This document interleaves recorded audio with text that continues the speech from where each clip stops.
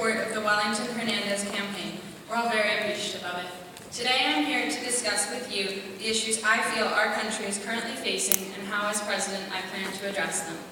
In this economy, an increasing number of people are fighting to find jobs and make ends meet. The unemployment rate is far higher than it ever should have been.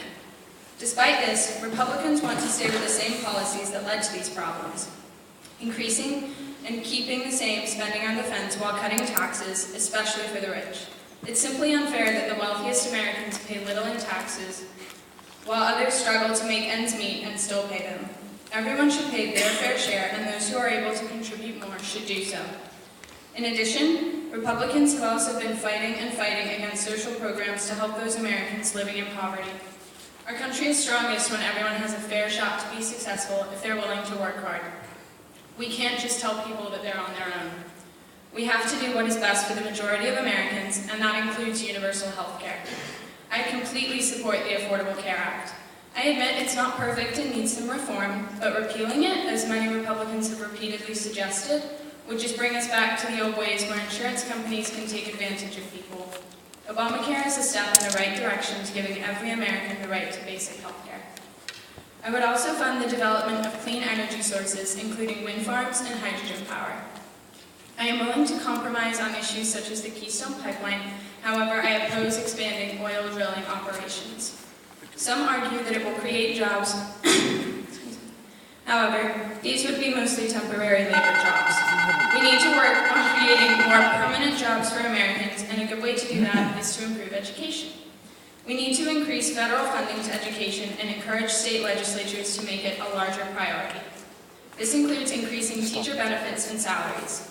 Teachers are some of the hardest workers in this country, and they spend their time providing an education to the children of this great nation, who hold our future in their hands. I will make improving teacher benefits a priority at the national and state levels of government, and will push to pass more laws devoted to improving the quality of education in this country.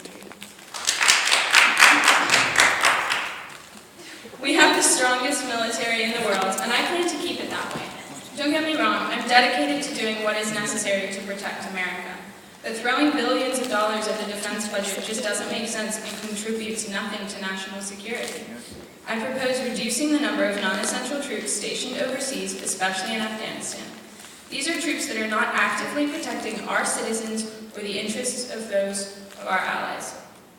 This money should be spent on more beneficial projects, first and foremost helping soldiers return to civilian life. Our country has recently been plagued with heated debates and arguments, especially regarding the controversial issue of gun control. I feel that we need to create a more sophisticated and universal system for background checks, as well as creating legislation banning the ownership of assault weapons by civilians. These firearms were created to be used in heavy combat by trained soldiers. There is no reason for a civilian to ever need one. Lastly, I want to speak briefly on the topic of immigration. We are a diverse nation of immigrants, and it's part of what makes us great. I feel that people who have immigrated here who contribute to our economy should have an easier path to citizenship. I would propose that immigrants should be required to live in the country for 2 years before applying for a green card, working and paying taxes to help adjust to American life. After 2 years of holding a green card, they should be eligible to apply for citizenship.